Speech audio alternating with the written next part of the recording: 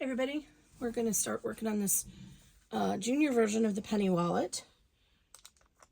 I really had a lot of requests for this, so I'm like, okay, I'll do it. It's a lot of work, but had a lot of requests. So I'm going to refer you to, I'm just going to show you how I labeled everything. There are a lot of pieces to this wallet, and I have a cutting diagram in the PDF. But I went ahead and cut out the cutting pieces. I provide these for you and attached them to all my pieces. So I'm not going to go through all of those. You can watch the main penny wallet for more details. Everything is the same. The steps are all the same, except it's smaller. It has 2 less credit card slots. So I'm going to get started with my hoop 1 pieces. This is going to be a really colorful wallet, but I'm trying to like both scrap bust and also have different colors to highlight the different pieces of the project. So I've gone ahead and stitched our placement line. So it's very helpful if you have a ruler to take and extend some of these center lines that I give you. So if you need to center things, gosh, I'm really not speaking well today. The most important one is this credit card slot panel. So I'm going to go ahead and extend this all the way down so that it's just easier when you're lining it up, when you're doing the credit card slot panel, if you have a reference to make sure everything's staying even as you're going through. And I'm going to extend it above this, by a couple of inches, because we're going to start 1/2 inch above the placement line. So I'm actually going to go ahead and draw a line 1/2 inch above this as well. Just give me a reference point to put the material so that I have an even seam allowance all the way around. So I'm just going to go ahead and draw this. That way I just have a reference. It's just easier because you got to line up the left panel and the right panel and the credit card slot panel. So I've gone ahead and drawn this in, extended that, and drawn this. So this is a 6x10 hoop, and the reason I don't add these reference lines as stitches is because your stitch area is 6x10. Your actual hoop is a little bigger. If I took and had to draw this line in by stitches, you would lose a 1/2 inch in your stitch area. So I don't like to do that. So the first thing we're going to start is our main wallet flap. So that's going to go here. And so I've gone ahead and already stitched the placement line for both of them. And this line here in the middle is, because I could do it, is your reference line to line up your panels so they don't overlap each other. Okay, where's my flaps? Okay, so that's going to be the wider of the 2 flaps that I have. So I actually, because this fabric is not very, it's kind of flimsy, I cut some fusible fleece to go with that, and I'll fuse it together once I'm done with the pattern. When I turn it inside out, then I'll fuse it. I hope that light is okay now because it's in my eyes and I couldn't see it. So we want to lay our first piece down, right side facing down, right side facing up, because we're going to run the little snap placement. I'm going to do my snaps after the assembly, so they'll be exposed instead of burying them in there, because I'm just going to use plastic cam snaps. So I'm going to line this up, make sure it overlaps equally, and then I'm going to line that edge up on that line, the middle line there. So that way when I add the other one, it doesn't want to overlap and get stuck together. So, I'm a big girl on taping, so this is no-show poly mesh, not Fusebo, 3M transport tape. Sorry. We'll get through this. And there were a few areas in the PDF. It's the same PDF, but I got a couple of different people who wanted to test this size, and they were confused. So I'm like, okay, well, 10 people tested it when I did the original penny wallet. But yeah, more people are confused, so I'm already doing this, I'll go ahead and update it. So I don't know what's going on here. Let's try this again. This is just a snap placement. You can totally skip this if you want.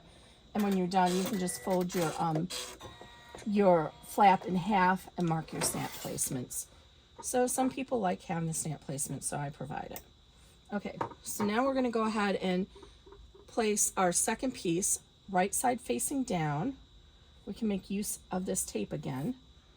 And you cut them the same size, so they're just going to overlap each other. And then I'm going to put my fusible fleece, so the gummy side or this glue side is facing down. And I cut it a little bit smaller than the main bag there, or the main flap. So,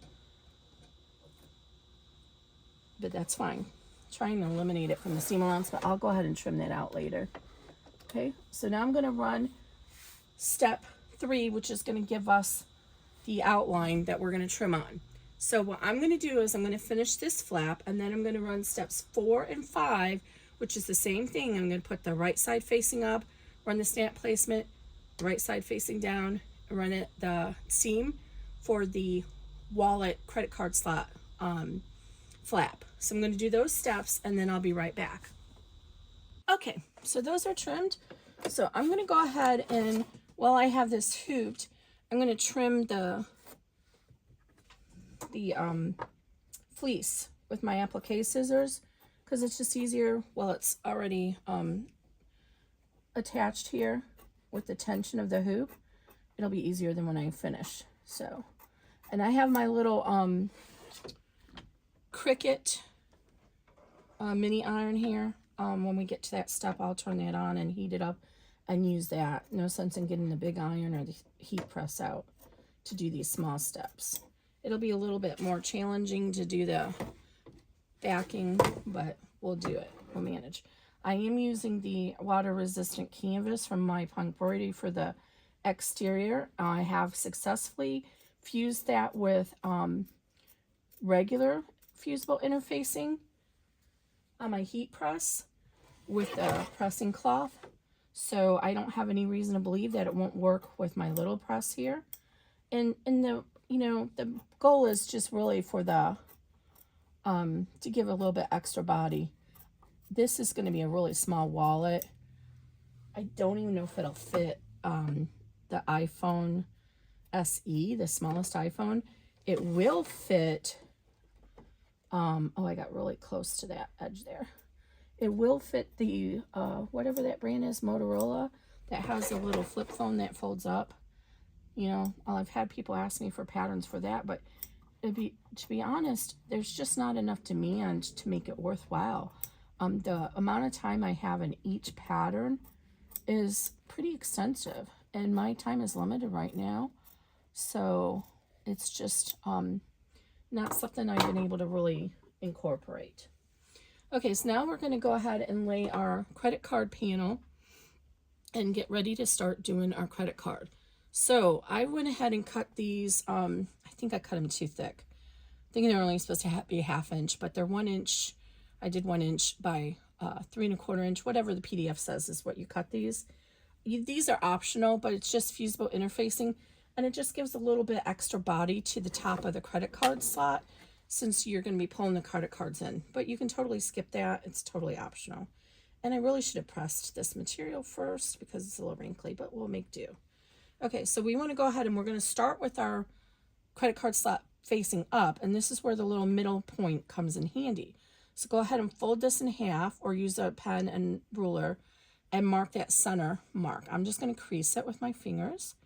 And now we want to go ahead and line up that center mark and then line it up here with that 1/2 inch top that we used. And then, of course, we're going to tape it. Now, if you are going to have issues with your materials running into your hoop attachments on the bottom of the hoop, well, we're not on the bottom of the hoop, but if you do run into that issue, be mindful of how you have it positioned in your hoop, and you may have to rotate it.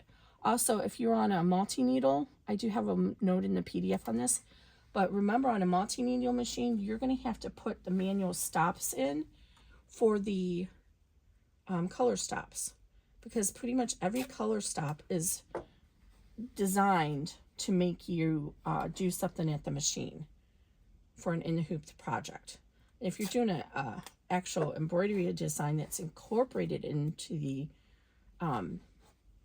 pattern, then you don't have to put color stops. You'll just change your thread color or whatever. But for the actual in the hoop, you need to put in stops. Okay, so I'm going to kind of roll this up, and then we're going to go ahead and stitch this, which is going to give us a middle line, basting stitch to stitch down, and also give us a middle line that we'll use later for placing it on our wallet. So let's see, I'm going to run step 6. Oh, I have this backwards, Kimberly. Silly me.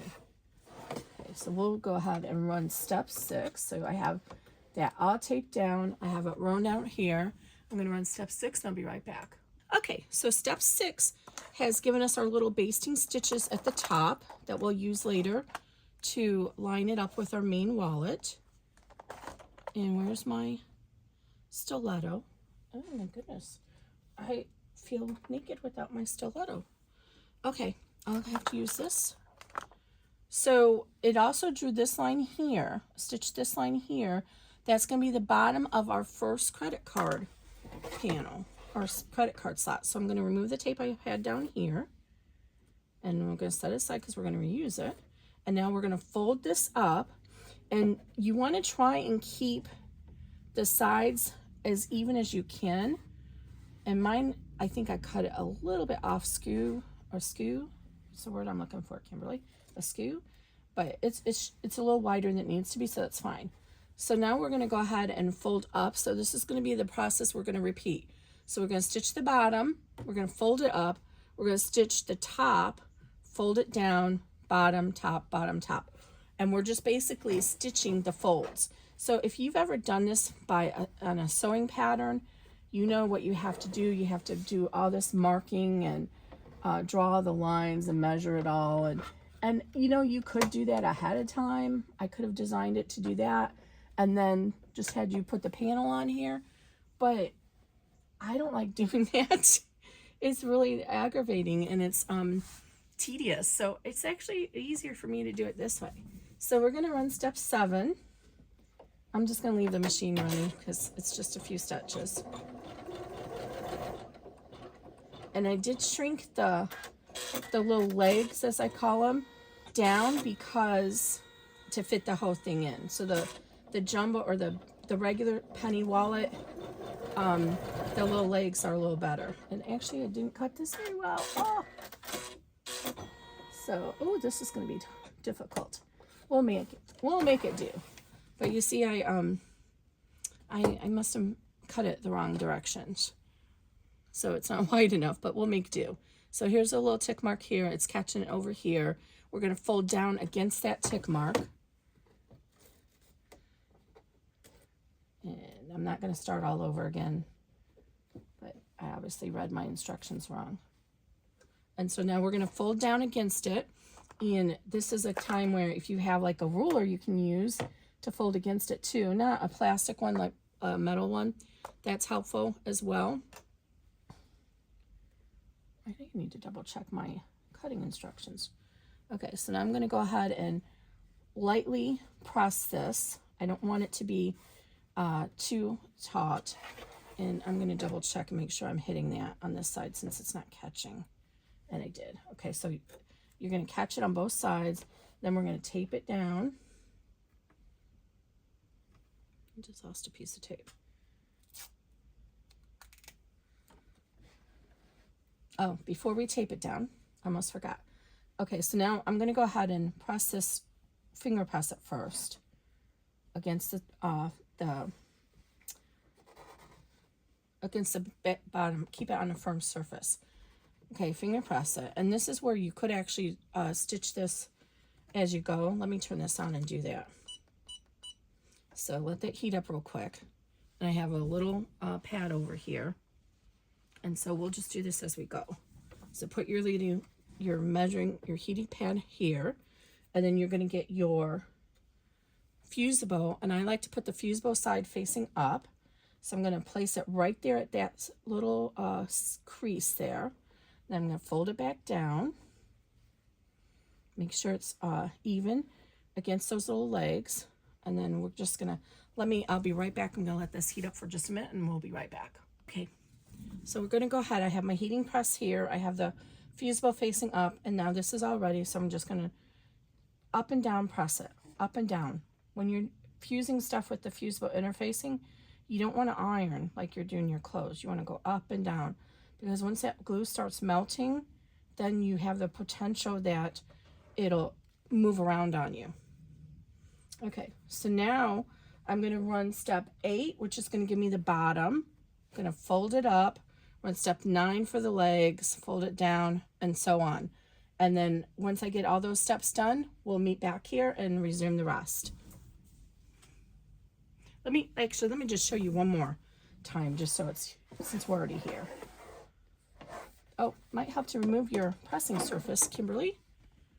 Let's go ahead and run this step one more time, just so you see.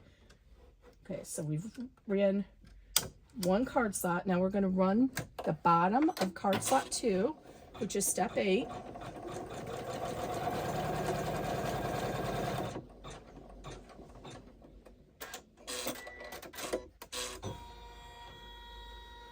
And it gets in the position to do the legs. We're going to fold this up against that, just lightly press it.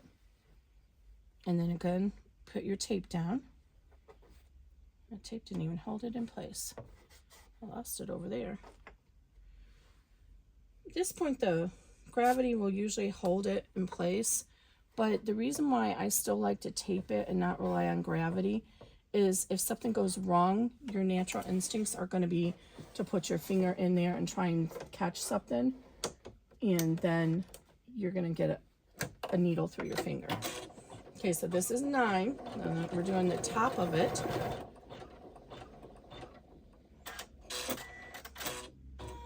And this is really close together so that I could fit everything in the frame. Oh.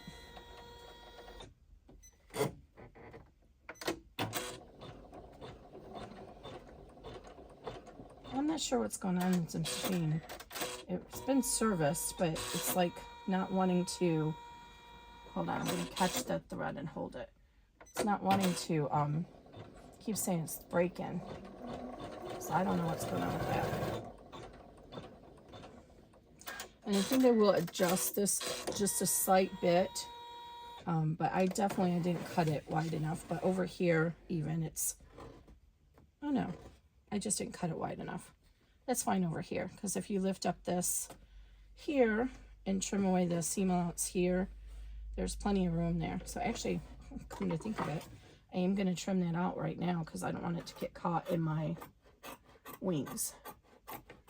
So good thing we're still filming. All right, there we go. So trim that down a little bit. Okay, so now we're going to go ahead and fold down our our slot against that little mark, which of course mine did not catch, but cut over here, so we'll see it over here, and we'll make sure it's even. Okay, get our little pressing surface. Go ahead and crease this. Get your little stabilizer or interfacing. Put that underneath. Fold it back down.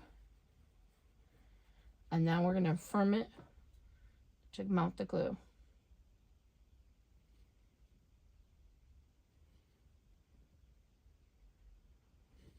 Okay, so now I'm going to run 10, 11, 12, 13 and do the 2 other slots, and then I'll meet you back. Okay, so we're all done with our slots, and I did actually run number 14, which is our placement for our left panel over here, but because I'm hoping it's going to be okay. Mine's crooked because I messed up. This should have been 4.5 inches. So we're going to take a chance and hopefully it'll work out okay. If not, you won't be seeing this video and Kimberly will have bombed it and stopped. So now we need piece D, which is for our left slot panel. And I'm going to go ahead and place this down with the placement line that I just stitched. And I'm going to make sure that the top meets up there at the top, meets up here. And hopefully it'll be enough seam allowance. But we'll find out. And then of course I'm going to tape. Okay, so then I'm going to run step 15. So, oh, I'm sorry. So you're going to place this right side facing down, and the long edge is going to be right on that stitch, the placement line that we just stitched, which was number 15. So I'm going to run number 16, and I'll be right back. Okay, it caught it. It's going to be pretty narrow. It's only about a 1/8 inch seam allowance there, but it did catch it. So we're going to go ahead and fold this down and finger press it. And then we're going to tape it. And then we're going to run step 16, which is the top stitching. So run 16, and then I'll be right back. Okay, so we ran step 16, which is the top stitching. Then we ran step 17, which was placement for the right wing. And this is the longer one. Or I'm sorry, the wider one, because this is we're gonna stitch this down, flip it over, and this is gonna form the back of the credit card slot panel. So it's a full pocket in and of itself, slip pocket, when we move it to the wallet. So we're gonna go ahead and do the same thing. We're gonna line this up at the top here. We can go ahead and remove this tape here. Try to remove any tape that you don't need anymore as you go along. We're going to line it up to the side at the placement line that I just stitched. And of course yours is going to look a little better than mine because you're going to have cut your panel at the right dimension. And you can make sure that's even at the top as well, all the way across here. Okay, so I'm going to go ahead and tape this back down. And now we're going to run step 18, which is our tack down. We're going to fold this over, finger press it, and run the top stitch, which was 19, and then we'll be done with hoop 1. It says you have a step 20, but we're not using step 20. It's just to make sure that the machine doesn't try to come back into the center and get anything all gobbledygook. So when I meet you back here, we're going to be done with this hoop, and we'll get ready to start the second hoop. Okay, so we're all done. So we've done the top stitching, and then it stitched a couple of tiny little stitches right here, which are to help you line this up when you get to the main bag. I'm going to go use a marker here and mark those so it's easier to see.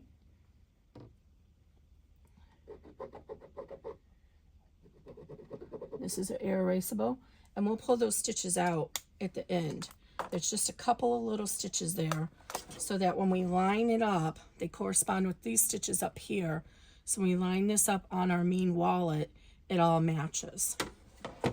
Okay, so we're going to go ahead and fold this over and unhoop everything. I'm going to go to the back side here and cut this free.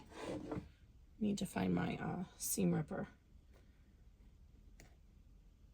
It's just easier to do it while it's still hooped, so you can get all that extra stabilizer out.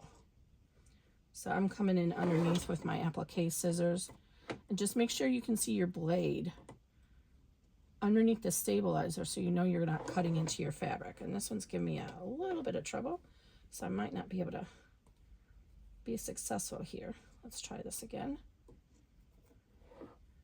So I'm just reaching in underneath. It's much easier to use the seam ripper. And then we'll do the same thing over here. It's easier. I'm right-handed, so it's easier to come from the other direction. And then we'll just go ahead and get this all trimmed off. What I want to do is show you one step that make it easier when we do the wallet too. So let me get these out of here. And then what you're going to do is you're going to trim all the flaps so that you have about a 1/4 inch seam allowance. You're going to notch the curves because you'll get a better turning if you put some notches in the curve, or use pinking scissors, whichever you prefer. Oh my goodness, Kimberly. It's yelling at me like, I don't want to respond with you today, Kimberly. All right.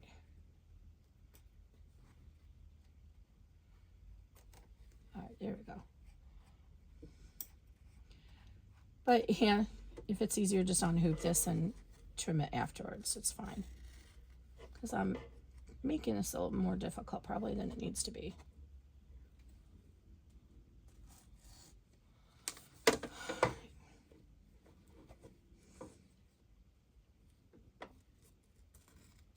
All right, there's that piece.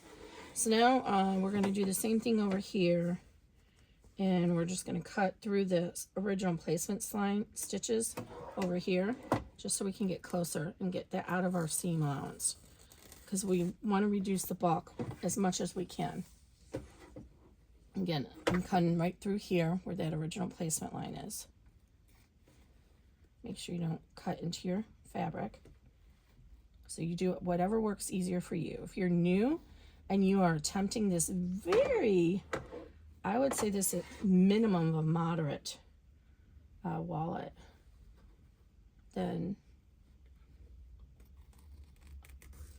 yay for you, first of all. But secondly, do what works best for you that you're comfortable with. And if that means trimming this out when you're done, then that's what that means.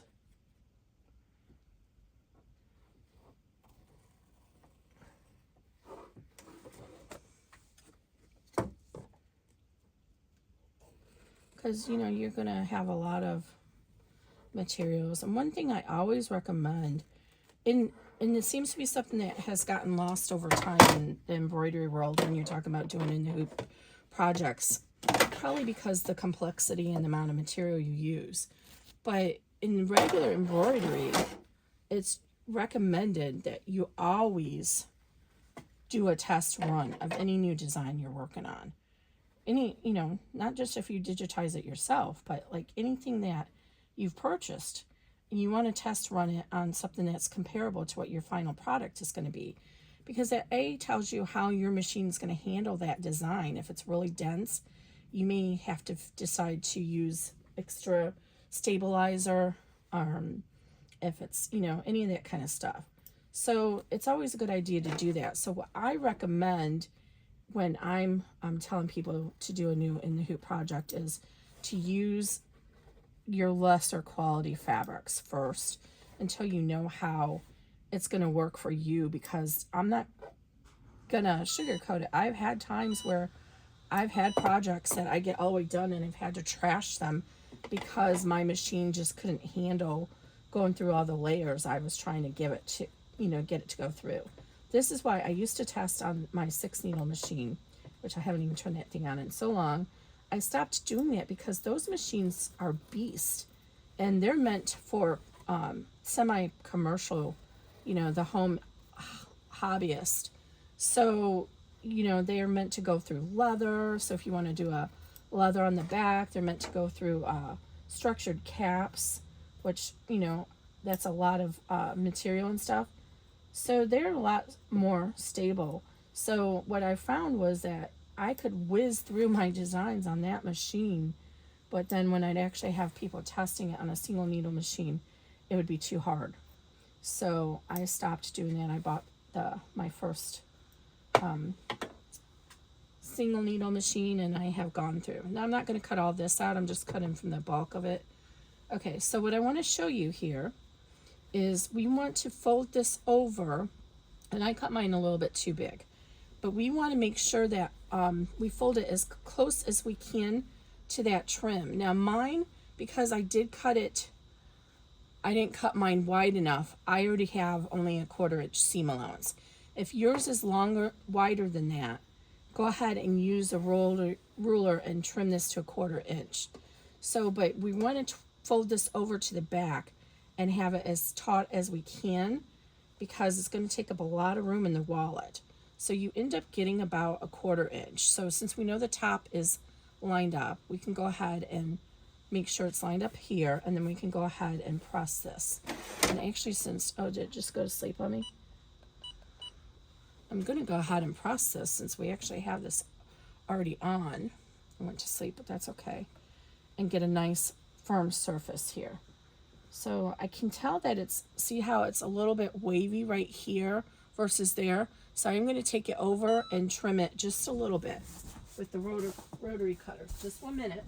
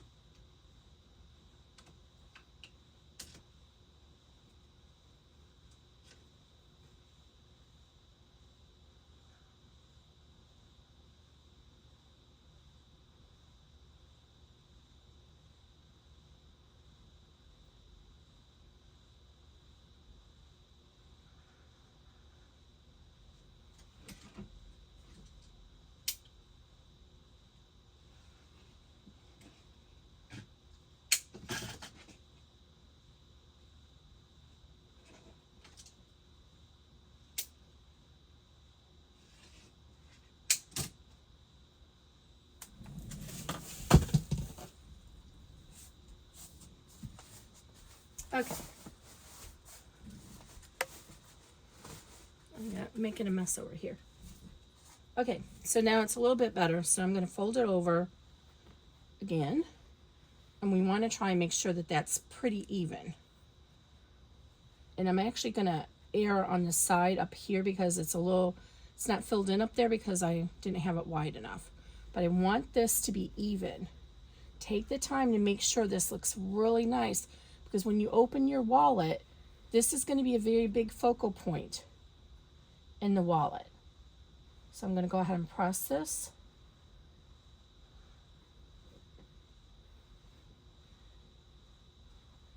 Okay, so now what I'm going to do is, I cut mine a little too wide like I mentioned.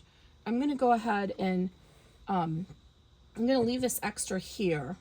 But what I'm going to do is I'm going to put some tape here or glue, whatever you have handy, just to hold this in place. Of course, I say that and I can't find my tape. Just to hold it in place so that when you add it to your, sorry, do I have something leaking over here? When you add it to your main bag, your wallet, it won't come loose on you. So we'll end up trimming this away eventually anyway, but I just want to make sure that this doesn't come undone. So I'm just going to put some tape there. And then I'm actually going to go ahead and, now that I have that crease set, I'm going to put a piece of tape. No, I'm not going to put tape there. We have it creased set. So you could put tape behind here as well. I don't think I'm going to do that. I think we're good there. Okay, so I'm going to go ahead and remove this lining. And again, this is going to get cut off at the end. But this way, when you go to put it on your wallet, it won't come undone.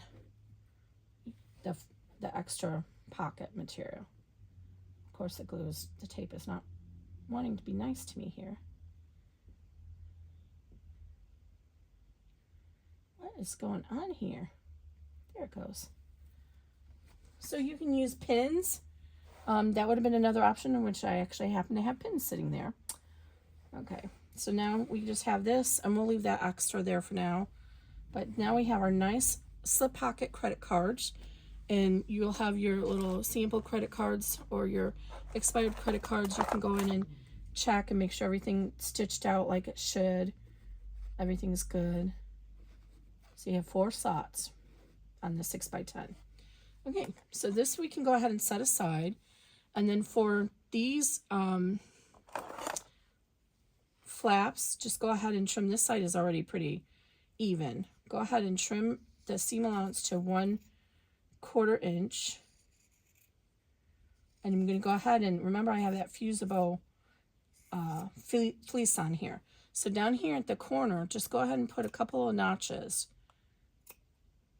It'll help reduce the curve when we turn it into the right side. So you'll get a finished edge, a nicer finished edge. So I'm just kind of putting some notches in there. And then do the same thing for this guy.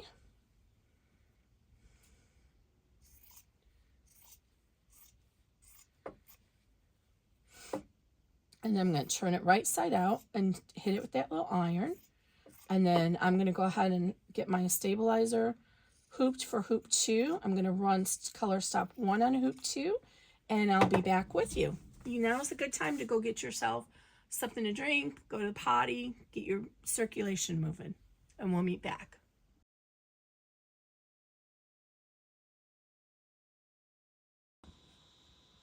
Okay, let's see, get myself repositioned here again. Am I zoomed out? There we go. I hate when it does that. Oh, and I have that light. Okay, I think we're good. I hope that wasn't in the first part of the video. Okay, so I've gone ahead and off camera, I went ahead and pressed my, trimmed them out, pressed my flaps, put my snaps on it, and I've marked the center with some pins so that when I go to line them up, they're all ready to go. So, got my zipper ready. So I've gone ahead and stitched out our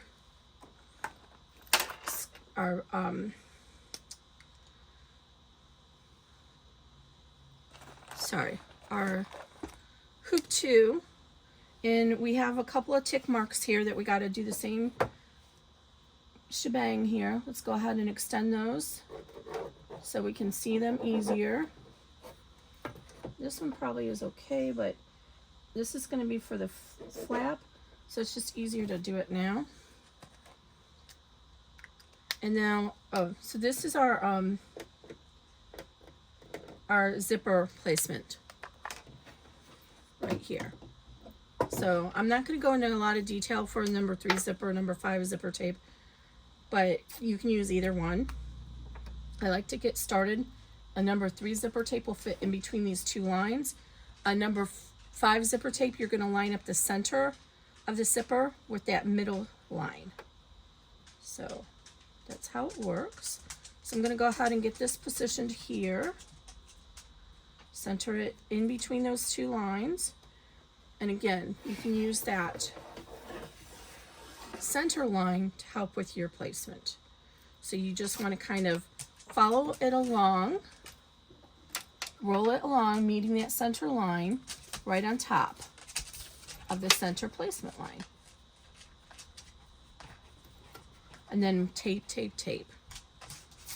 We'll leave this zipper extended for now. I'm just using, if you're using a finished zipper, you just want to make sure that it extends over 2 inches on either side. I'm sorry, not 2 inches. You need it to be 2 inches longer so it can extend on either side. Okay, so we got our that zipper lined up. We're going to run step 2, which is going to tack the zipper down, and then I'll be right back with you. Okay, so I have our zipper all tacked down. Remove the tape.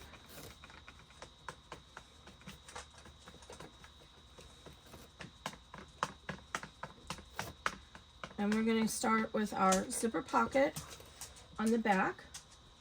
So flip it over to the back. And now the orientation of the hoop may be different for each of us. So when I'm talking about top and bottom, I'm talking in reference to the zipper. So we want to find our lining panel here.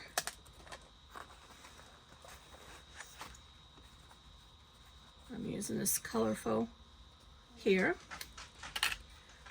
I'm going to take one of the pockets linings and we're going to place it face down. Make sure you have it go in the right direction. Face down so that it's over the zipper here. Did my zipper? Uh-oh. Oh no. Way out of way. I didn't trim off my extra zipper. So it's over here. So you want to line it up with the zipper, center it over it. And we're going to tape that down. So it's on the bottom of the zipper tape. And that's the same regardless if you're using a number 3 zipper or a number 5 zipper.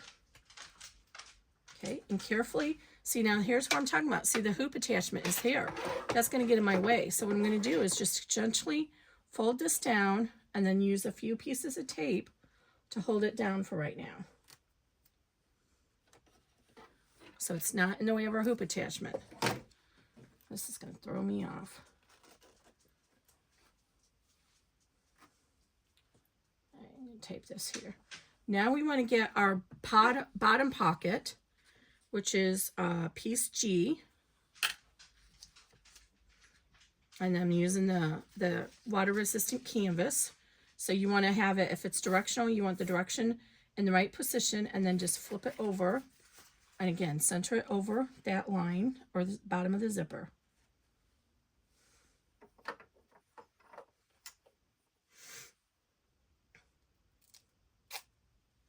And then tape it. Okay, and we're going to run step 3 and tack this down. And then we're going to flip to the back, fold it down, finger crease it, flip this down, finger crease it, and do step 4, which is the top stitch. So this is stitch and flip. So let's go ahead and run step 3. All right, and then I'll be right back. Okay, I'm going to turn to the back of the hoop. Undo all of our tape.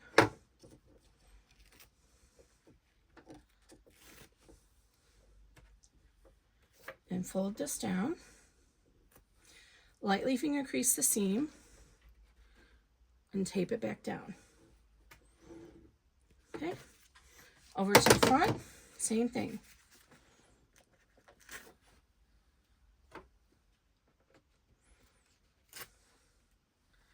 Finger crease. And if you have one of these rolling things, these are very helpful for vinyl and other unwieldy materials other than cotton. And you just kind of roll it along here to set that crease.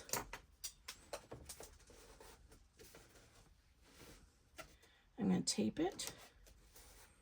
And you'll see a lot of my cutting is probably a little generous, and it's because if I try to get it too close, you might mess up and not lay it down, or the material is thicker and takes up more space in the seam. So it's just, I usually try to pad it by at least an inch. Okay, so I'm going to run step 4 and I'll be right back. Okay, I got some looping in my thread. I'm not sure why. I have a new needle. I just replaced it yesterday. So anyway, we'll move on. Turn to the back, get your other zipper panel, line it up so that the top edge is aligned with the top edge of the zipper, and tape it down.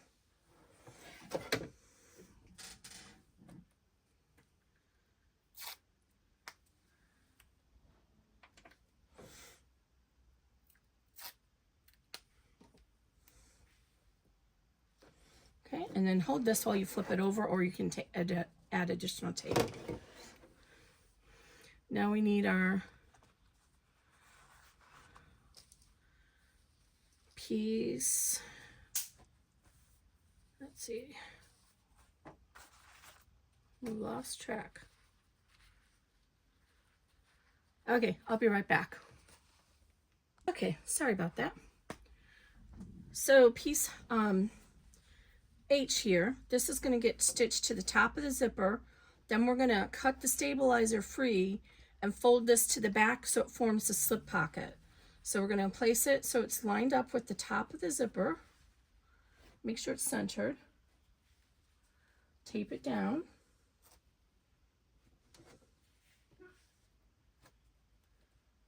Okay, and then we're going to run step 5.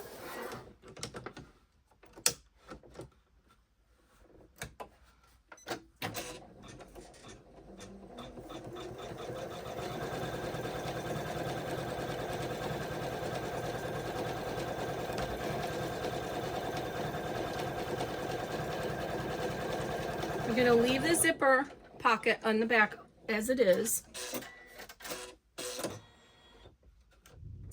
Actually, we're going to seam our zipper next.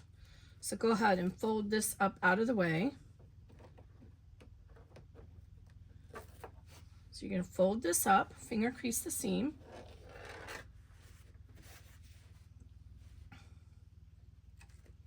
Tape it. And then we want to seam our zipper pocket.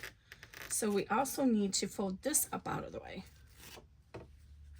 So fold that guy up out of the way. Put a piece of tape to hold him. Okay, and then we're going to come in. It's going to stitch here, come down here, stitch up here, and seam our zipper pocket. So I'll be right back. Oh, this is step number 6. Okay, so now go ahead and flip to the back. And now what we want to do is trim the extra from our zipper pocket, because our goal is to keep that out of our seam, our final bag seam. Again, we want to reduce the bulk wherever we can. You're not on a regular sewing machine here. These embroidery machines are not meant to be doing what we're doing to them. And let me get on camera here so you can see. I'm just trimming it to about 3/16 of an inch. So we want to try and reduce the bulk so that that final stitching will work. Otherwise, we might not be able to get through it.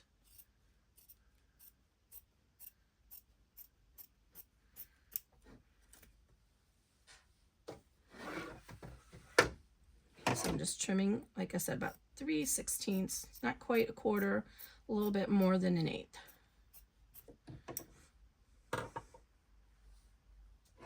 Okay, so there's where we're at now. Now we're going to go ahead and flip over to the front, reposition our materials here, which also means retaping it. And this canvas does have a tendency to fray a little bit.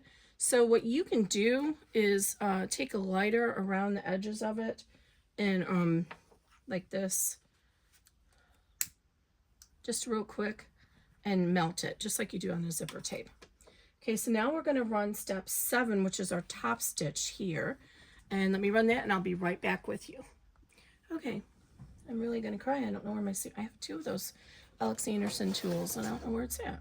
Okay, so we're going to go ahead and, ooh, my bobbin stitches. I think I need to clean something out. I'm seeing bobbin stitching. That's okay. We're going to get through this. So we're going to turn to the back of the hoop. And what we need to do is we need to open up a slot here. So you can trim this a little bit if you need to, but we want to open up a slot so that we can fold our pocket lining down. So it's going to form the lining on our zipper. So just come under here and try and get right where the top of the zipper, that stitch from the top of the zipper is, and just cut it across carefully. You're going to go through that both sides just slightly. See right here? You're going to go through about a half an inch to an inch past on both sides. So over here, make sure you're not cutting into your fabric. Now you're going to go ahead and push this through very gently, because what we don't want to happen, we do not want our hoop to come undone at this point. So what you're going to do is you're going to position this so that you have an even, it should be even at the top across here. It should be even when you press it down.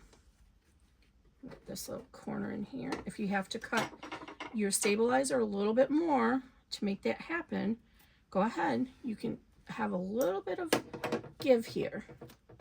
Let's move this zipper pull out of the way.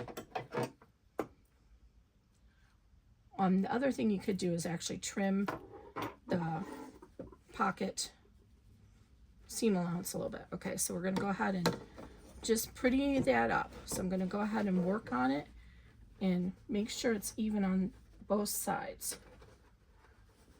So it should be reaching to the top of your zipper tape. Okay, now carefully flip this over. I'm going to put a piece of tape right here just to hold it in place while we flip it.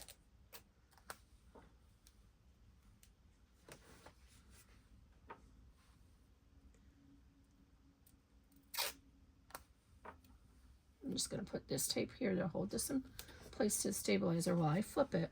Hold the bottom with your hand and then flip it over. And now go ahead and work this little corner if you need to. Straighten that. And now see how pretty that is? Okay, so we're going to go ahead and tape at the bottom here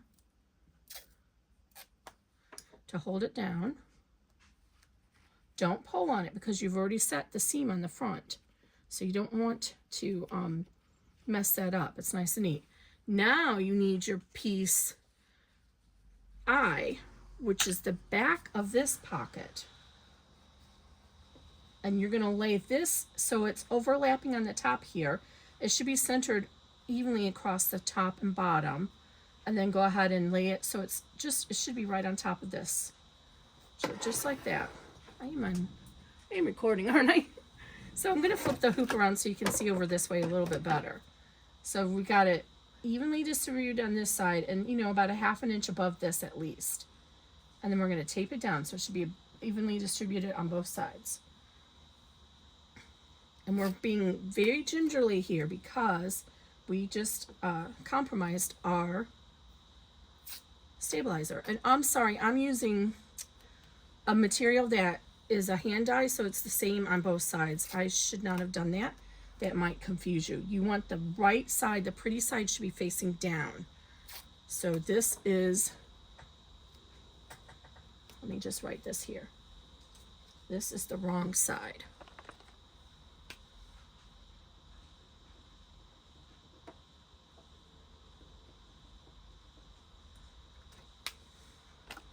So that's the wrong side. So that's where we're at right now. However you want to look at it. That's the wrong side. Okay, now carefully flip it over. Make sure this still looks good here. Now what we're going to do is we need to move our zipper pull over. We're going to go ahead and baste this together. And you're going to do a basting stitch all the way around here. So go ahead and get your zipper pull moved over to the center. Oh, I forgot something. We forgot to remove the stabilizer behind the zipper. Oh no. Okay, that's okay. We'll do it at the end. I'm gonna go ahead and do it now. It's in the PDF. You'll remember to do it. And I'll put a big note. I'm gonna go ahead and just cut it right now so I have access to it later. You need to do this before you add the second stitch the pocket together. Oh, where's my seam ripper at?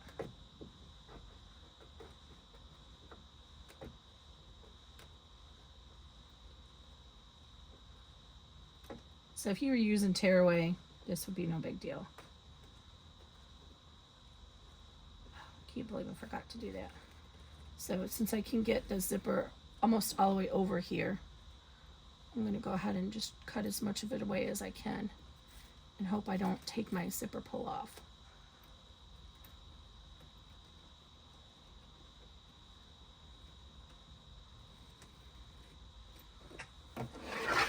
Much easier to do before you get to this step, Kimberly.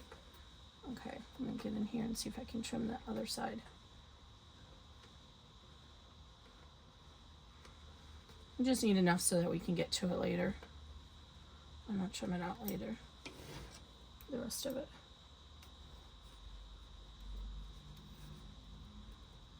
Because you kind of want to use a zipper pocket, right?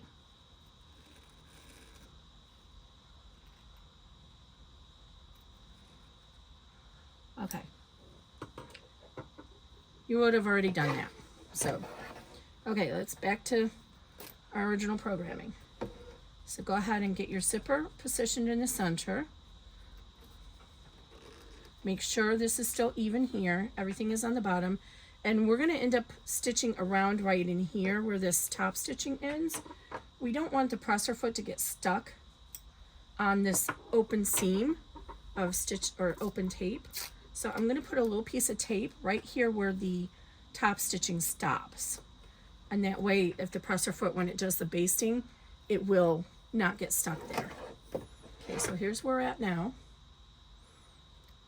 And I have a little pucker right here. I'm going to try and fix that because it's going to come around and catch that.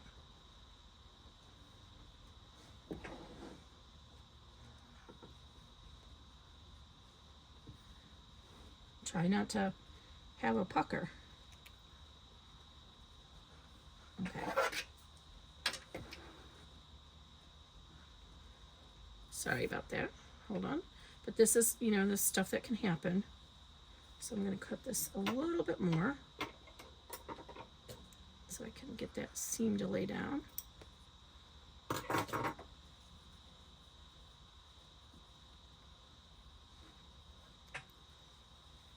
it probably would have been fine, but see how it was kind of folding up like this, and it's going to come close to that, so I didn't want to have that happen. So I'm going to go ahead and finger crease this, make sure it's right, and now I'm going to go ahead and reposition my panel here.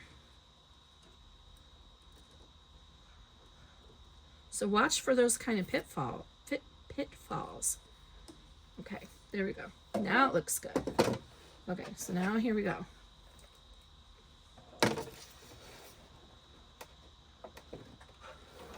And you're going to ignore my top stitching. I don't have time. I don't want to hassle with dealing with that right now. So I'm going to run 8. It's going to come all the way around here and baste everything together, and I'll be right back.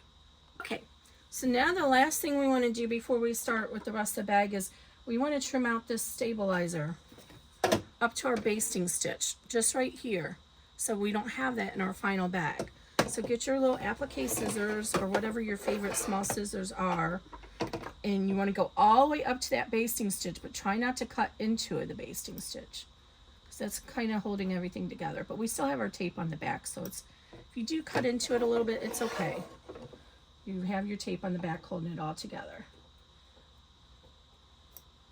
But it's best not to. And I just cut into mine. So the final seam is going to be inside that basting stitch. Remove this tape. We don't need that now.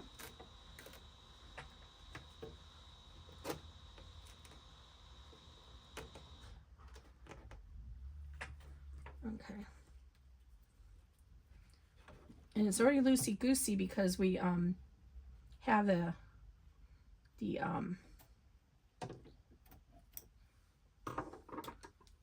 it's already loosey-goosey from when we folded the pocket down.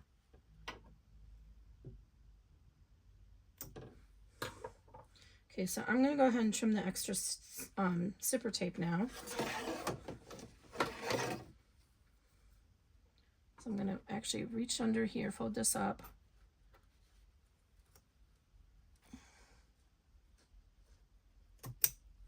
And cut it off. Okay. So now we're going to go ahead and run step 9, which is going to give us a placement for our lining that's going to come over here for this part of the bag or the wallet, and it's actually going to be where we'll turn the bag to, or the wallet. So I'll be right back. Okay, so now we need our pieces JA and JB. They go together. So first we want JA, which is, first we want JB, which is the more narrow one. We're going to line the raw edge of JB. I'm sorry, I forgot to show you what we just stitched. So stitch 9 created this placement line here for this part of the, where the lining is going to get attached. And then this placement line for the partial lining. So this is where we want to put JB. So right sides together, right side facing up. And you want it right along that line that we just stitched. So let me write this because Kimberly used right side up. Okay, so right side up. Okay, and then we're going to tape it down. So it's going to be right on that placement there. And then we're going to stitch that down. And this is going to be half of our lining for the main wallet. So I'm going to run 10 and I'll be right back. Okay, so we're all done with that. So now we're going to lay our piece JA right here. So we're going to stitch it here, flip it over to there. So we want to lay it right along that placement line right here, which is kind of right on our basting line, but okay, so again, we want, this time we want wrong side facing up. Where's that little one? So wrong side facing up.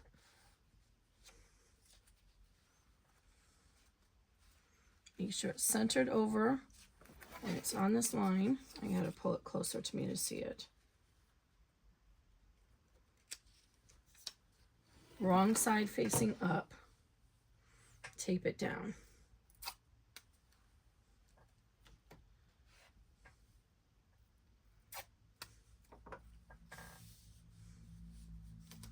Okay, so again, this is JA.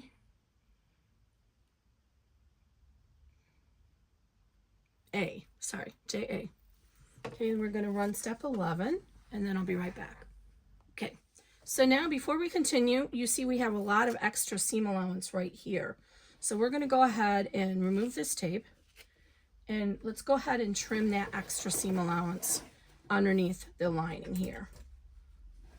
And you can do it on the back too, because your wallet is going to fold in this area, and if it's too much bulk here, it won't fold very nicely.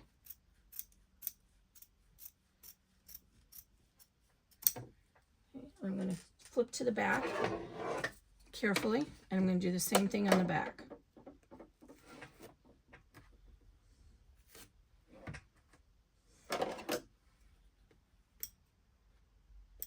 So just kind of look underneath here and trim the extra seam allowance.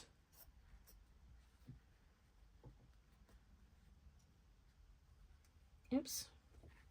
Don't cut into your, I almost cut into my pocket. Don't cut into your pocket right here. Just cut this piece.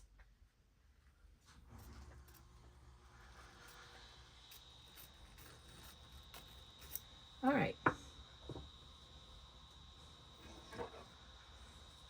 Now we're going to fold this open, finger across the seam,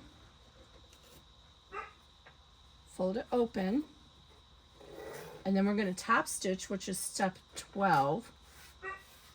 So now we have the right side facing up. Right side is now up.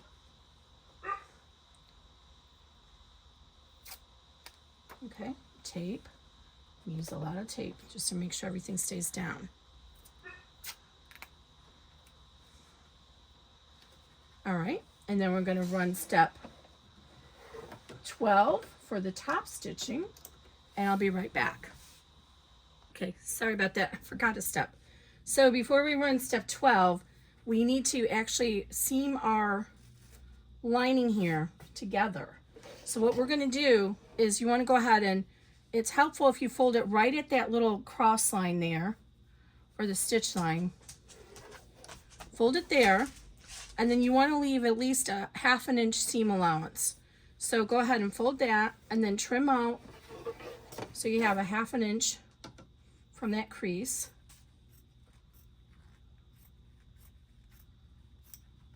Because we're going to be turning the hole through this, and it helps to have a little bit wider seam allowance at the opening when you turn the bag. So now fold this under so that it's right at that line. So you're just creating your hem. Make sure it's as even as you can get it. And this is going to be hidden underneath the credit card wallet or the credit card slot, so it's a slip it forms a slip pocket, but you're not really going to see it. So if this is a little wonky, it's fine. You're not going to really see it very much. You're going to slide your bills in there and everything. Okay, so just to show you again, so I'm finger creasing it. So we've gone ahead and folded under our hem, and it's going to lay right on this line, right on that line, and then tape it down. And then run step 12. Thankfully, I caught myself. I was off taking care of the dog, and I'm like, oh wait, why is it still stitching? And then I'm like, oh, Kimberly, you forgot a step. It's been a while since I stitched this, so I have to refer to my notes myself. It's always good to keep that PDF. No matter how many times you've done something, keep the PDF open so you can look at it and make sure you're doing everything right. Okay, so I'm going to run step 12, and I'll be right back. Okay, so 12 has now gone ahead and created our seam for our lining. You see you have the opening here to turn it. We also have these long basting stitches here. You can remove these later. These are just to help you position the credit card slot panel. So this is where we're at now. So we're ready to position the credit card slot panel. let me refer to my PDF and make sure I haven't forgotten a step again, because that would be really bad. And I'm gonna go ahead and extend those lines, the top line up, because we're gonna have to position our flap holder. So it'll be easier if we do that now. So over here, I'm just gonna, this is where we're gonna send our credit card slot panel. So let's draw this here. So when we go to position our flap for our credit card panel, which is optional, but a lot of people wanted it, so that's what I did. We're gonna be able to position it there. So now get your credit card slot panel. And remember, we still have it all attached here. And we have these center marks, which mine have already faded. Oh, that's not good. Okay, so we have the stitch up here, but the bottom stitch fell out. I might have to make that a little larger. So get your ruler. It's fine. Get your ruler, because we want to make sure it's not crooked.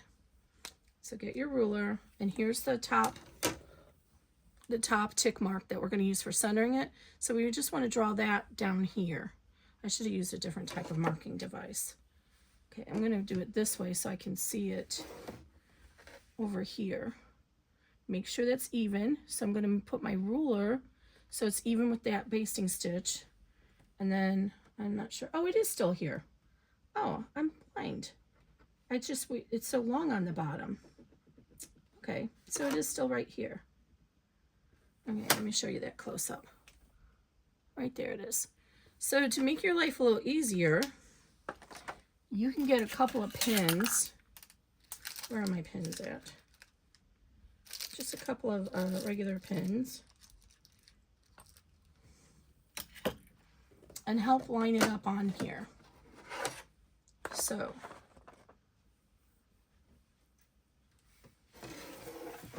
this is the top of our wallet. And we want this to be, see this line here?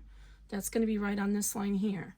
So if you need to fold it over, you can pinch it like on, how can you pinch it on that little center mark, or put your little pin in there for right now to mark it. And then you want to line up this line with this line. So I'm going to spin this around so it's facing me. It's easier to do it that way. Remove this extra tape. And we're going to line it up such that they're lined up. So this T mark here, not this one, this is our seam. So this T mark, you want to, so really this is going to go like the top of this pin, put it right there where the top of the T is. And then put it right at the top of this one. Like that. And then place this down. Keep it off the end of your hoop or your table so that it can stay straight up and down. Okay, and then pull this down, straighten it all out, and then take your other pin and you're going to do the same thing. You're going to find where it's even over here. So make sure that's staying there. And then here's the bottom of it. And we're just going to make sure that that goes through the bottom right here of this basting stitch. So just like that. Can you see that? Okay, so now it should all be lined up. And then you can take your ruler and make sure that from this edge to that is equal. And mine is. It's right along that 1/2 inch mark. That worked out well. So take the time to make sure this is right, because I noticed a few people when they did this, their credit card slot pockets were crooked. So take the time to make sure it's correct. I'm going to tape it all down, and then I'm going to remove the pins. I'm going to measure again and make sure it's all even.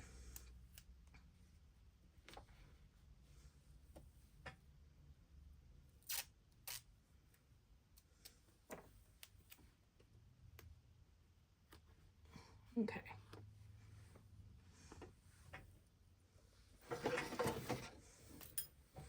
Okay, so there we go.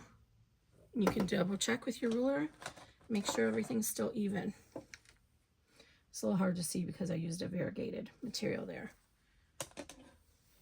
And I'm going to put another piece of tape up there to hold that. Okay, so now we're going to run step 13, which is going to baste your credit card slot pocket all the way down here. Make sure everything's good on the back. It's going to come around here and baste it all in place. Come over here, do a couple of travel stitches right here, and then it's going to stitch the placement for the wallet flap right there. So I'm going to run 13 and I'll be right back. Okay, so now it's all basted down over here and it's stitched over here, and it got us in position to do our flap, our main wallet flap, which we marked that earlier right here. So now if you want, you can go ahead and remove those basting stitches from your wallet. Much easier to do if you have a seam ripper.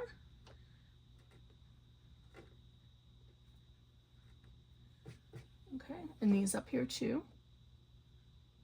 So we don't need that anymore because we marked on our stabilizer.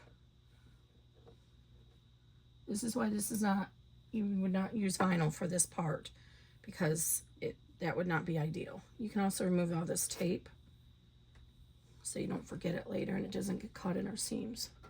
And I knew mine was too wide. I just went with it. I'm gonna leave this tape here because when we come around here, I don't want the presser foot to get stuck there.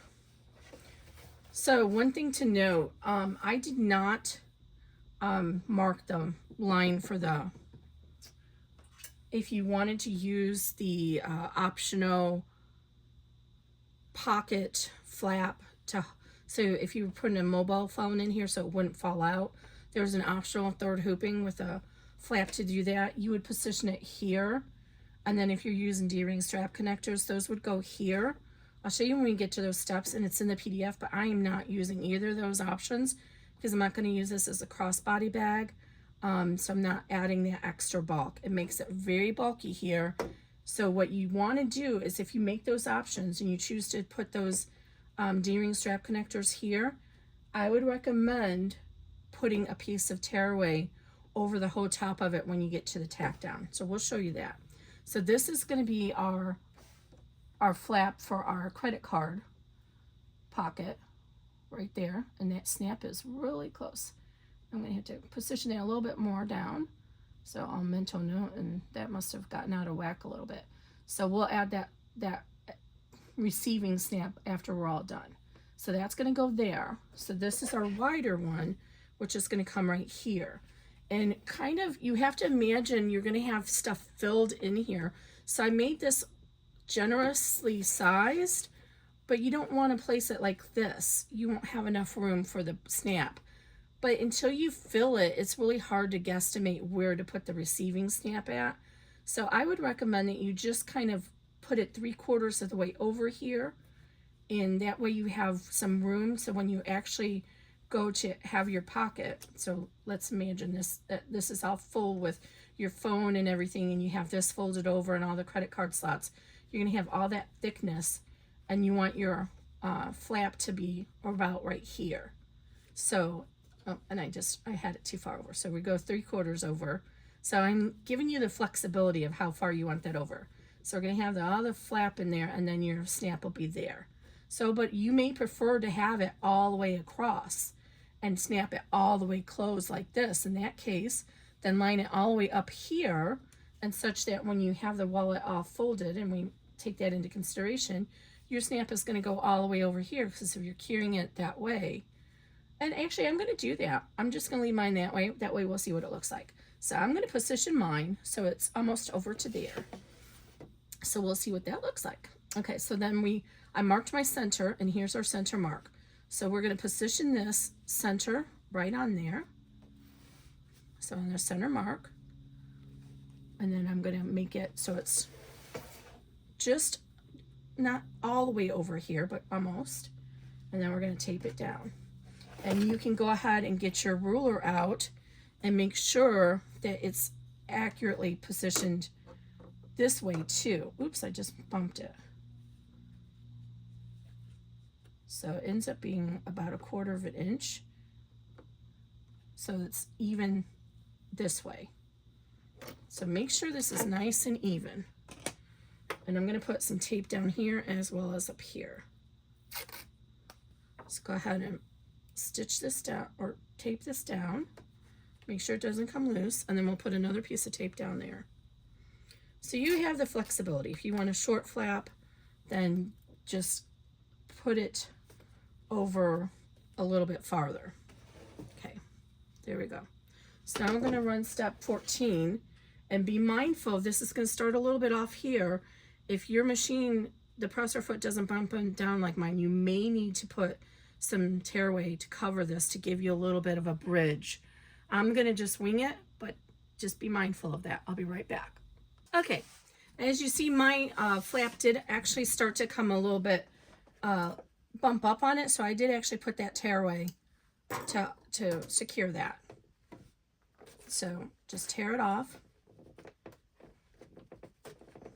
And it starts a little bit farther down here because you might want to use a wider flap than I've used.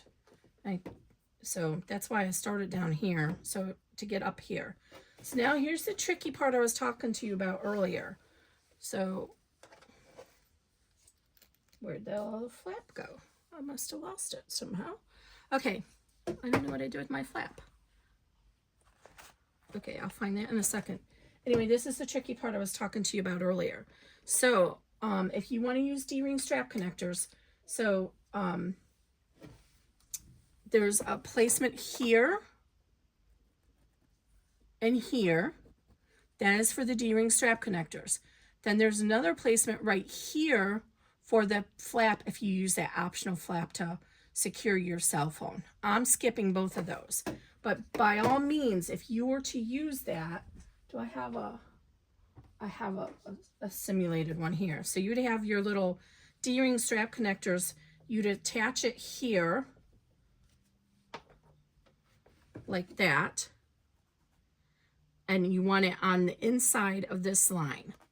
And then it's going to get stitched over. So you can see when you add all this bulk here, if you're on a single needle machine where the presser foot does not come up and down, it's going to be hard for your machine to get over it. So once you put those in there, tape it down, put a piece of tearaway over it to stitch all that down and give it a bridge.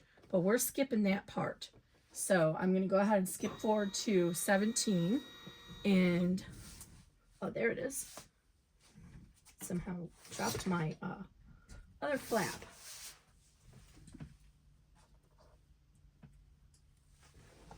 So we're going to go ahead and position our, and I forgot to mention here, and you can see it in the picture, but make sure your snap is facing, the snap side is placed up. So we're going to go ahead and center our flap here, and this is our basting stitch. So we want to go just a little bit above that, so about 1/4 of an inch, and we're going to line it up with that line there. And again, make sure it's even across some seam. So find right here's a seam. Use your ruler and make sure that it's even. So here you can actually measure the top. It's 1/4 inch on that side, and it's 1/4 inch on that side. So you can make sure it's even that way. You can go ahead and turn it around this way and make sure it's even this way. So that's the end of the pocket is right here. It's 1 and just under 1.5, just under 1.5. Take the time and make sure that it's positioned properly. And then once you have it positioned properly, I'm going to put a big piece of tape in the center to hold it in place. And then we can move the pin, turn it around. I'm going to use this tape, so it's already here, to hold this in place. And now I'm going to put that scrap tearaway here so that my machine can get over that hump. So I'm going to go ahead and stitch this so you can see what I'm talking about. I think I have some tape stuck on the bottom of the hoop somewhere. Nope, I don't. Okay, we're good. Okay, so we're going to go ahead and run step 17. And you can see how it's going to start a little bit off here. And if you're on a multi-needle machine or one that the presser foot comes up and down, you're fine, but mine doesn't. So I'm going to put this little piece of tearaway there. And then I'm going to run the step.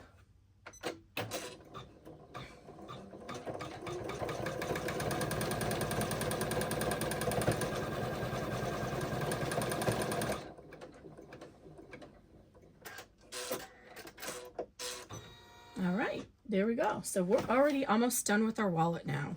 So go ahead and come around and remove all the extra tape that you don't need anymore. You've been having fun, right? I've been having a blast. So I have enough room in there for my snap.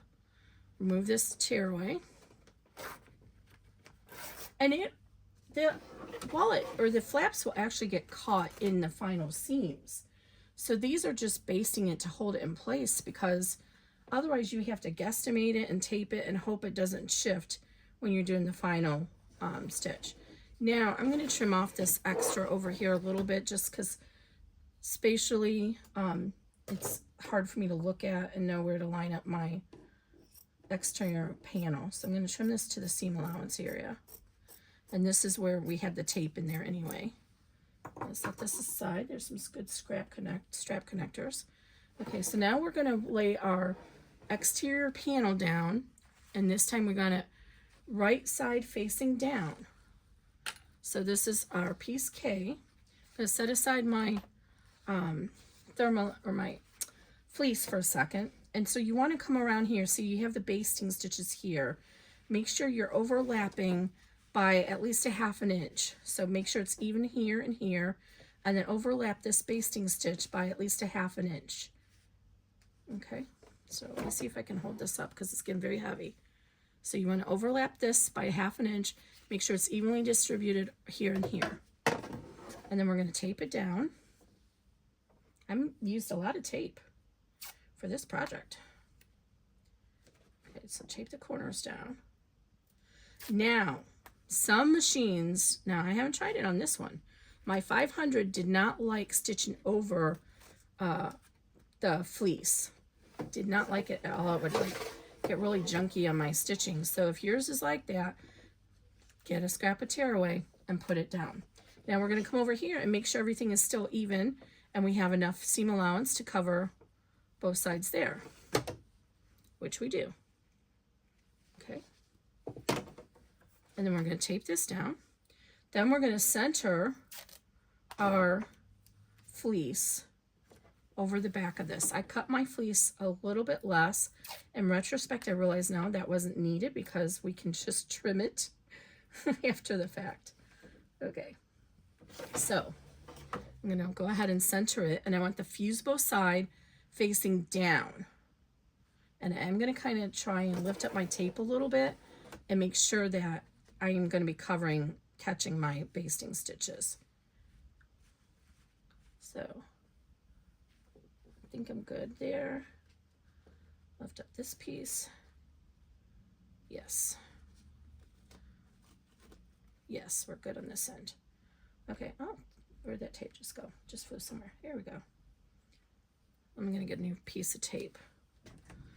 Now, again, your machine is going to say that you have 2 more stitches left, but we're not doing that last stitch. And I'm sorry, it's starting to get a little darker here. I hope the lighting is okay on the camera.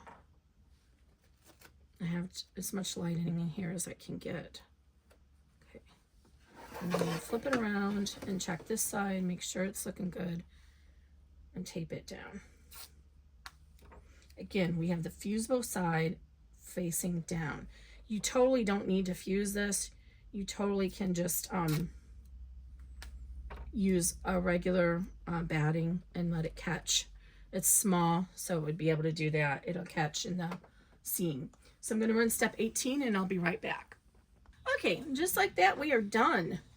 That wasn't too bad, was it? So do just keep your fleece if you're using it the same size and trim it down, because mine kind of got a little wonky right here. It's going to be fine, but It did, so just make it the same size, that's fine. Okay, so before we unhoop it, we're going to need to remove the stabilizer back here because this is where we're going to turn our bag.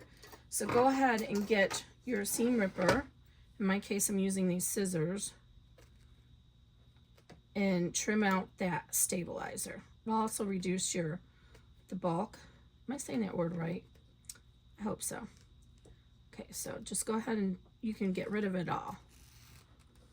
Trim it all out.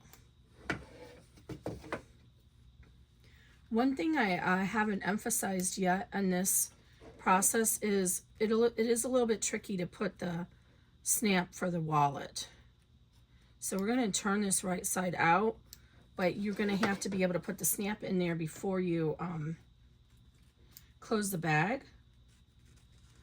So that's why I left a generous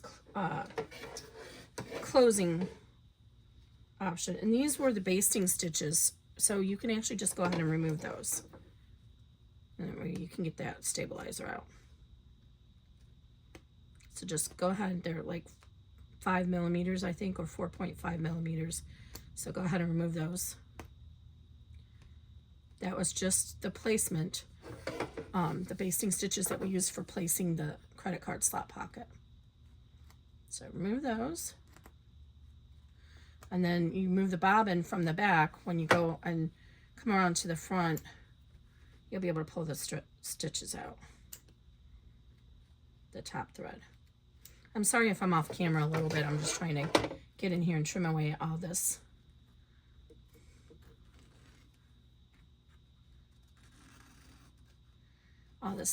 Stabilizer that we can get rid of. But we don't want to cut into our stitches for our actual seam. Oh, this is actually, oh, that's okay. It's stuck to that. So just trim it out as much of it as you can get out.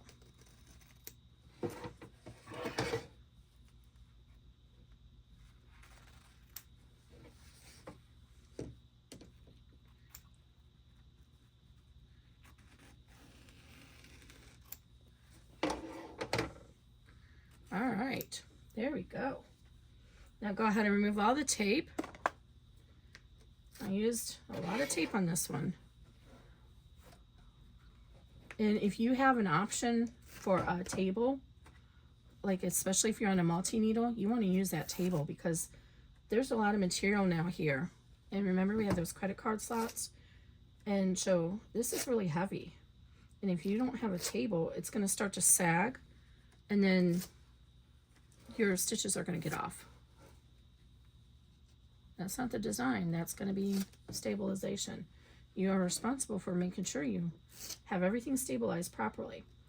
By the way, if you are new to my channel and you're not familiar with my work at all and you just I came up in your algorithm, feel free to join my Facebook group, because besides being able to see how I do things, I have some free designs in there. So I have a variety of free designs. I have a hair tie, or a hair, what do you call that thing? I was like the first person to do one, and now everybody does them, but you use a hairpin to put it in there. But I have several free in the hoop bag patterns, and so you can get an idea of not only how I digitize, because I do things much different than a lot of digitizers, if not all digitizers. I do my things much different. I try to simulate as much as I can what you'd expect to do when you're sewing on a sewing machine. I try to simulate that as much as I can. So if you want to kind of see what I do, how I do things, then the best way to do that is get one of my free designs and download them. I have a little sling wallet. I'm sorry, I'm getting tired. A sling bag that's perfect for a cell phone and throw in some keys or whatever. A whole bunch of that stuff in there. So join Starfish Design Embroidery Group, and there should be a link down in the description. Okay, again, I want to try and get as much of the stabilizer out of the seam. You can easily just go through and cut your seam allowance, but when you do that, the stabilizer is still stuck in there. and we want our seams to be nice. So we want to get as much of this out of there as we can get.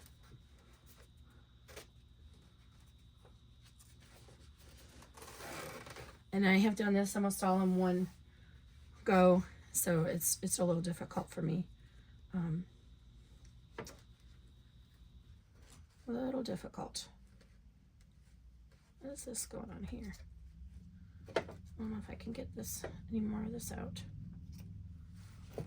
Stuck up here on the, where I had to fold the pocket down. The stabilizer's unburied in there, you know. So I'm trying to get it out. There we go. Do not cut your tabs off. And one thing, when you are trimming your bag, I'll show you, do not cut your flaps even with your seam. You want to leave those extended out by about 1/2 inch. All right, there we go. So now we're going to go ahead and go around and trim about 1/4 inch seam allowance all the way around. And remember, this is where we're going to turn the bag, so you don't need to worry about leaving an opening.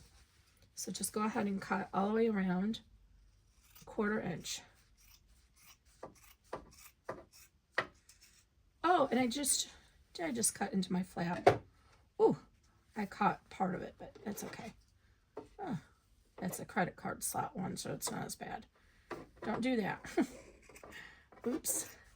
So what you want to do is you want to fold your flap down towards you and then trim behind it. I just told you not to do that. And then on this side, do the same thing. So fold it down away from you, or towards you, however you want to look at it, and then trim your seam allowance. So you're not cutting that flap off. I'll show you better on the other side. Where is that at? I'm going to do that now so I don't forget.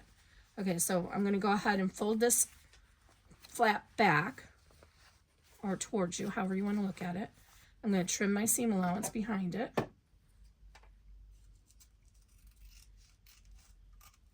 To the 1/4 inch.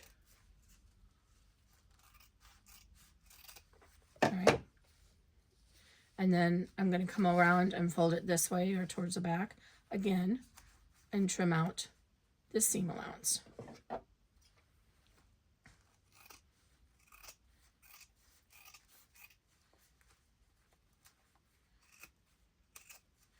There we go. You don't need to leave that much. We only need about 1/2 inch. So I'm going to trim it just a little bit. That much. Trim your corners. I like to taper them like this. Don't cut into your stitches. Okay, now we can finish the rest. And this has got some weight to it. Just holding it, I can feel it. And we didn't even use vinyl exterior. You can use vinyl exterior, interfaced cottons, but it's all based on what your machine is capable of doing. And you are the only one who knows that. Obviously, if you're using a Janome 500 or 550 like I am, you can have a kind of a good idea because I'm doing it, right?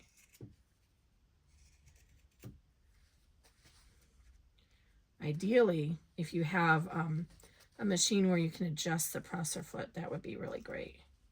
They do make a convertible foot for this machine.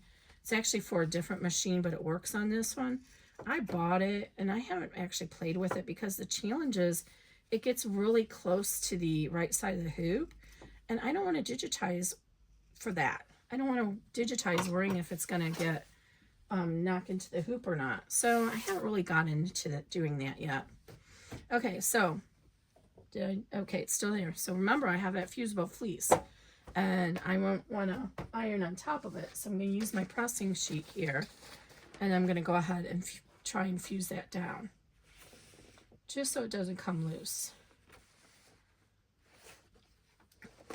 And you can also do it after you turn it, but I'm using that waterproof canvas.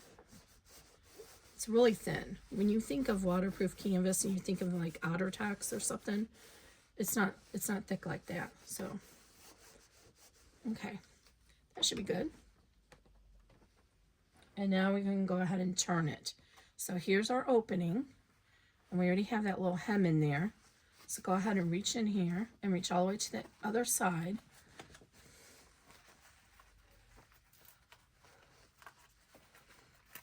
ideally, what you want to do is when you want to mark your placement for your stamp, you want to fill it all up with everything you're going to have in there. So if you're going to put your phone in there, if you have a phone that fits, credit cards, all that kind of stuff.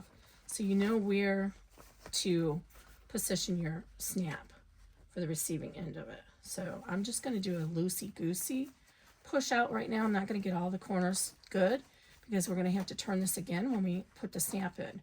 So what we're doing right now is we want to get it positioned out so we can close it and mark the placement for our snap. So we can add our any snap before we close the bag or the wallet. I'm so used to doing bags. I keep saying bag, but it's a wallet. So, okay. And we'll get those corners pushed out when we do the final. Okay, so this is how it's going to be. And you'll notice, where's the credit cards? It's not unusual when you do this for the credit cards to be the wrong direction. So you have to do one more flip. And you have to flip this out like this. And there's your credit cards. So that's very common when you turn it out like that. You have two turns.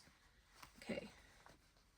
So I have some dummy phones sitting here. They're going to be too big, but I just want to get an idea for how bulky I want my strap to be secured down. So again, I'm just kind of doing a rough turn here. And so let me grab those phones. There's two of them, so I'm going to use both of them just because it's going to give me more depth. I thought I have two of them in here. Where's the other one at?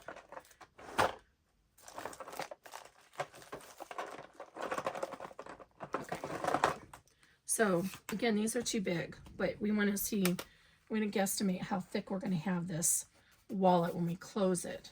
Okay, this is going to be inside here, so this is going to be thick with credit cards. So now we're going to close it, and there we go. So now you see, okay, this is a good position where I want my stamp to be. So go ahead and mark.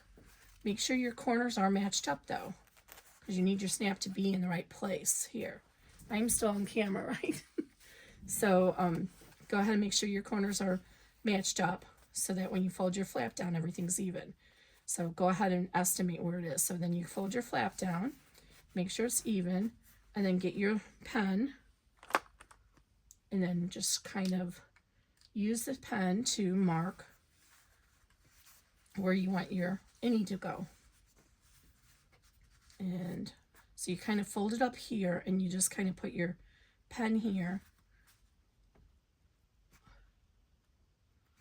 And that's where you can get your innie. So now you can go ahead and remove this stuff. Fold it again. And now see if we do it like this. See how much extra room we have there? You see that? That's what you want to aim for. So now we don't want to cut through any of this stuff, right? So we're going to get our, I'm reaching inside here.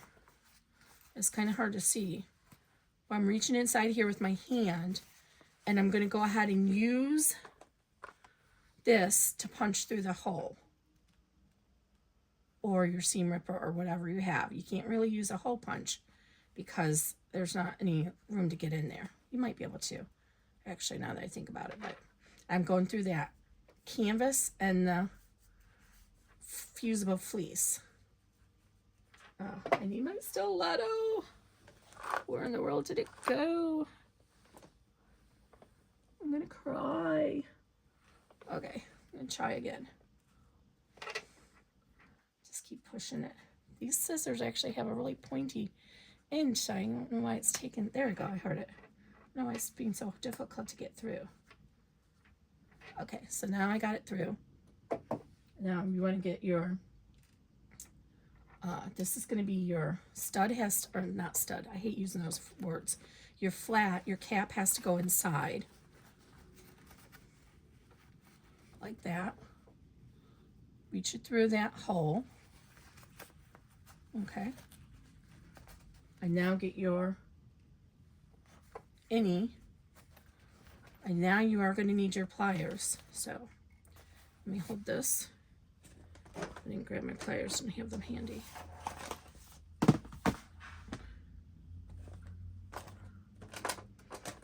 Whatever kind of pliers or press that you use.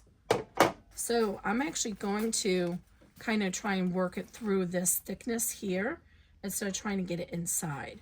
So I'm going to try and line this up like this.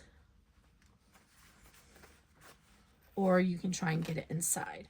But I'm holding against the cap with my thumb, and I put the any piece there, position it, make sure it's in there. You can feel it set inside, and then press. And then I like to press mine twice. Let me see if I actually can get in there now that it's kind of positioned. No, I can't. So I'm going to go ahead and do the same thing. But see how that the little nib in there is not flattened enough. So I'm going to try this again. Let's see. Wonder if I flip it this way, if I can get it in there. Now that I have it semi-seated, might be able to get it. No, that's not going to work. Okay, I'm going to have to keep doing it the same way I was doing it. Okay, so just, oh wait, there it goes. So I got it. Okay, so go ahead, slide this in. Get this on this side, work it through. Okay, there we go. I got it now. So work this through here. Line up your little cap underneath. You can feel it seating in there, and then fit that together, and then press it. And then I like to rotate it. So you'll figure it out. This is why you can't really do this ahead of the time, because you don't know where it's going to need to go. I can't give you a placement mark for it because it depends on how thick you want yours. Okay, now let's just test it, make sure we didn't goof anything up. Make sure it snaps and unsnaps.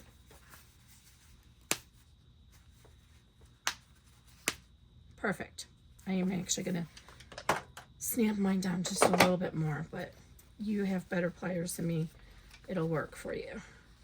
But my pliers, I need to find my, I don't know if I would be able to get the big ones in here. So this is why having the hand ones are actually helpful. A lot of people have those big presses, the the desktop ones, but sometimes those are not actually, getting something like this in there is really hard to do on those ones. Okay, I'm gonna just, you probably don't need to do this, it's just mine. I probably need to order a new one of these, and I like to have that little thing smashed down really good. I could feel by the pressure that it was giving me when I was on snapping and snapping. It wasn't. And this was going on way too long because I just wanted to show you this on camera. It's not something I can show you in the pictures, but now see how it's all smashed down? Hopefully you can see that. Okay, now we want to go ahead and push out all of our corners. So I'm going to flip this credit card slot to the other side.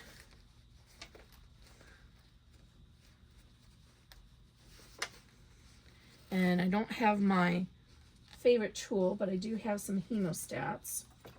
So I'm going to reach in through the opening here and push out all the corners. So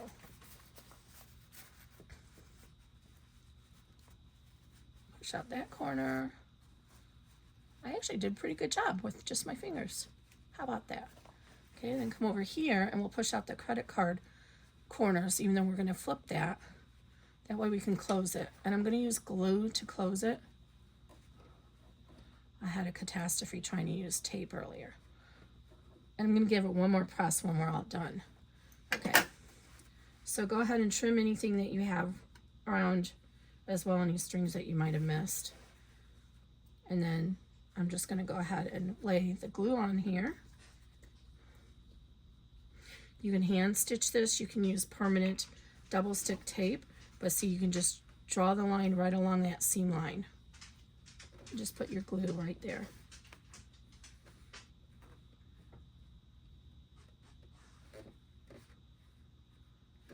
And this glue sets up really fast, like 45 seconds. And then it cures, I believe it's 24 hours for full curing. But it sets up enough so that you can actually turn the bag, or the wallet in this case. So go ahead and press that down.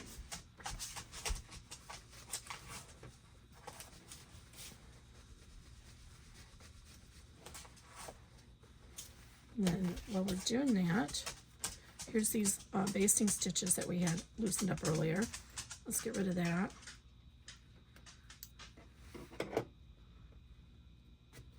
And then I'm going to come over here and finish trying to get rid of that stabilizer that I forgot to remove. And this is kind of a little bit weak. What you can do is put some tape behind this and it'll give it a little bit more body. I'm not going to be able to get it all out, but let's see. I don't think it's going to be too noticeable. You're going to have already done this. Not have to wait to the end. All right, that's good. So there's our little zipper pocket. Okay, that glue should be set up now enough. We're going to flip our credit card slot back out.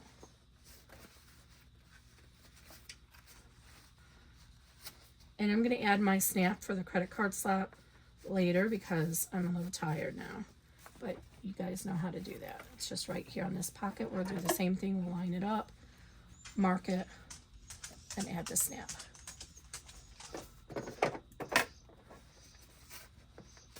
And my dog is telling me, Mom, it's been too long.